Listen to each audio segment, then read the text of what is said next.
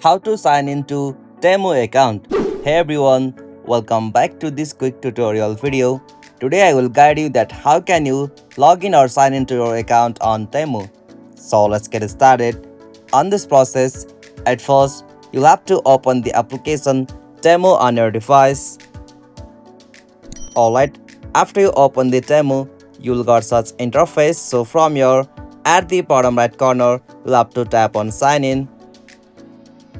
Alright, so from the sign in section, you can easily continue by using your Apple, Google, Facebook, or with your email and phone number. So simply from here, you'll have to just choose any way to log into your account. So right now, I'm going with the options like continue with my Google account.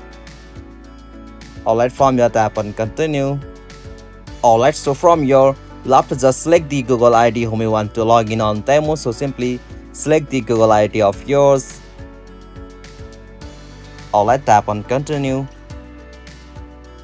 Alright, by tapping on that option, you can easily log in or sign into your account by using your Google ID or any from where you are connected. So from here, you can easily log into your account.